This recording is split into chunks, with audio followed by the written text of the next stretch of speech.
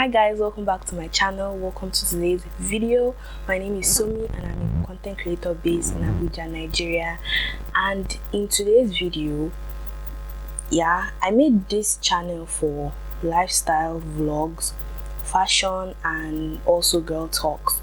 And I know I've not put out a video concerning relationship or girl talks since, so this is the first episode of Girl Talk. Welcome. I got my peaches out in Georgia. Oh yeah, shit. I get my weed from California. Yes, that shit. I took my chick up to the north, yeah.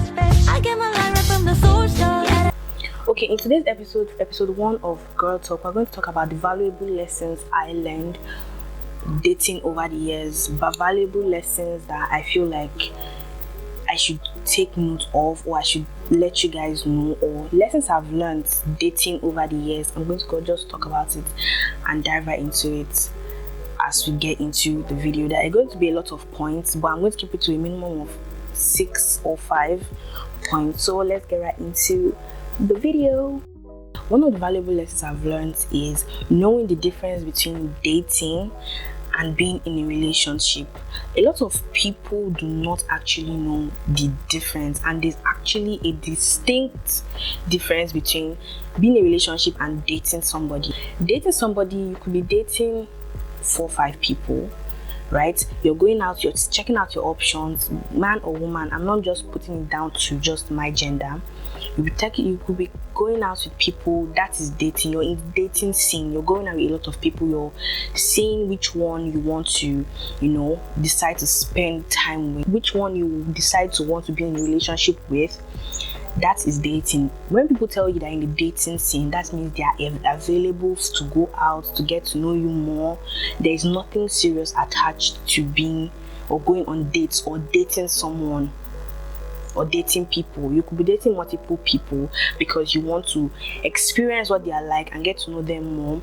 That is being in dating scene. Then relationship is proceeding from dating someone to actually being a committed relationship with the person based on the person's perspective on being in a relationship. So if people have decided to make a commitment to one another, that is when it's called a relationship.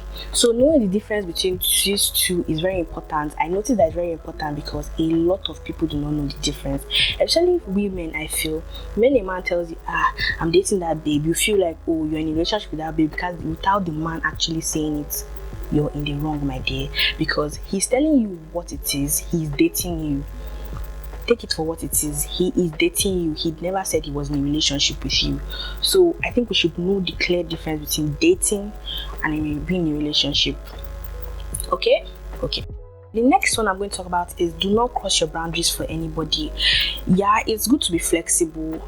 There are some things you have to be flexible about when it comes to a relationship or being in a relationship with somebody, but you should know your boundaries and know when to not cross them. There's a thin line between being flexible and someone crossing your boundaries.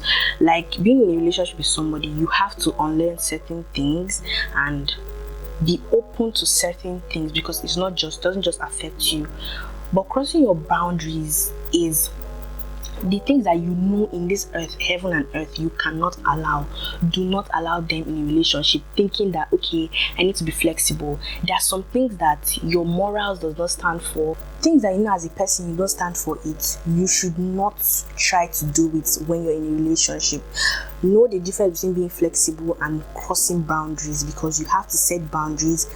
It is very important. This is one thing I know that I have learned being in the dating scene for a while.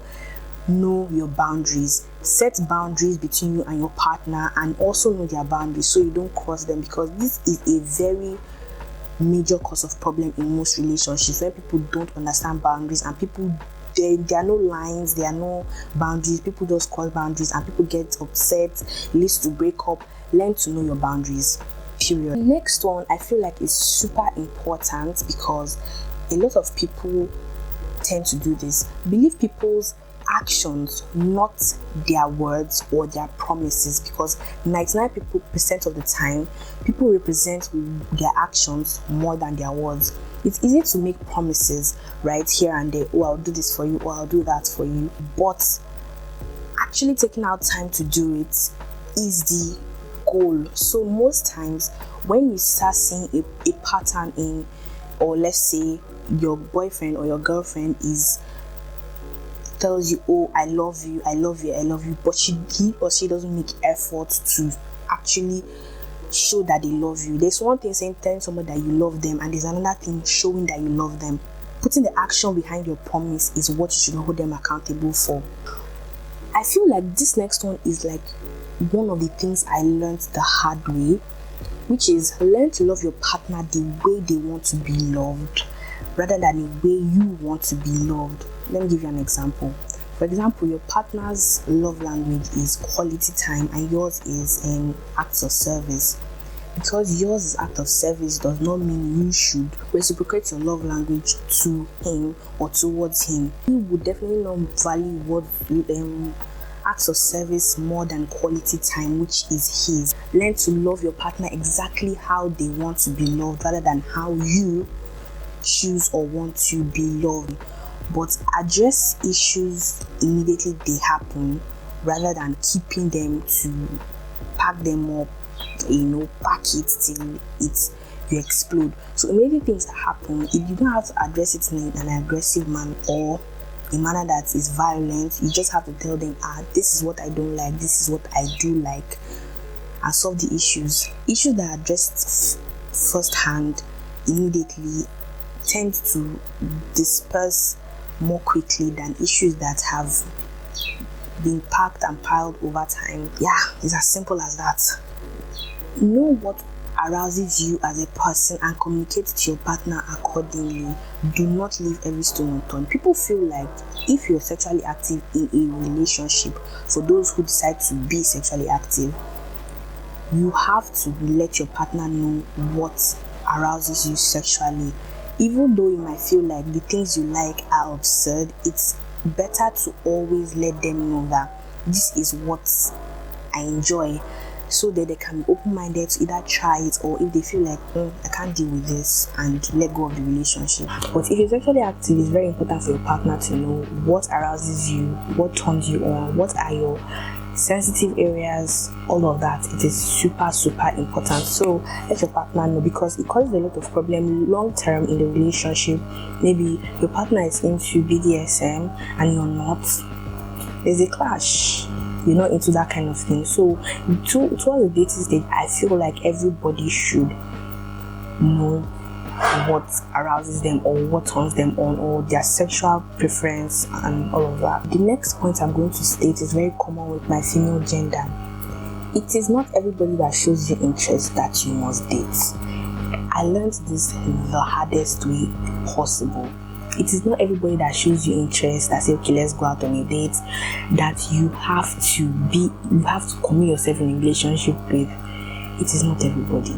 It is not everybody. You shouldn't make yourself accessible to anyone until the person makes their intentions clear and known to you. A lot of Nigerians, or a lot of people in general, let's not say Nigerians, make friendships or male and female interaction too transactional. Because a man took you out, you shouldn't assume that he wants to be your boyfriend, even though in most cases it's that he wants to shoot his shot. But please, let's stop with the assumptions. Let's just go with, okay, he just wants to take me out as a friend first before he actually states his intention, because it leaves a lot of us heartbroken and pushes us into relationships that we don't necessarily need to be in. This next point I'm going to make is synonymous to the last point I made. Please, my sisters, if he hasn't asked you to be his girlfriend, do not assume that you're his girlfriend. Because I learned this the hardest way. A lot of people I know have gone through this kind of experience. Please, my dear sister, my brethren, please do not assume you're a guy's babe because he talks to you constantly, he takes you out on a date, he hasn't made his intentions known. Until he officially asks you to be his babe, please do not assume that you're his girlfriend because he gives you gifts, or he takes you out, or he does what a boyfriend normally does. Please do not assume, because this puts a lot of people in trouble, hot mess. He said he acted like a light. He always called me 5 times a day. Somebody that wants you to be his girlfriend, or has intentions for you will state his intentions, pump and play. So I've come to the end of episode 1 of Semi Diary Girl Talk. So I know a lot of you guys can relate to these lessons I have stated in this video. So let me know which of them you can relate to, or which of them has actually happened to you. I'd like to see your comments in the comment section. Also, do not forget to subscribe. If you haven't, give the video a thumbs up and drop a comment down, a lovely comment down for me in the comment section. Turn on your bell icon so you can get notified anytime I post new real or cut content. And don't forget to follow me on my Instagram. My Instagram will always be up here or up here, any of the two. So follow me on Instagram, and I'll see you in my next video. Bye. I got my peaches out in Georgia. Oh yeah, shit. I get my weed from California. Yes, that shit. I took my chick up to the north, yeah. I get my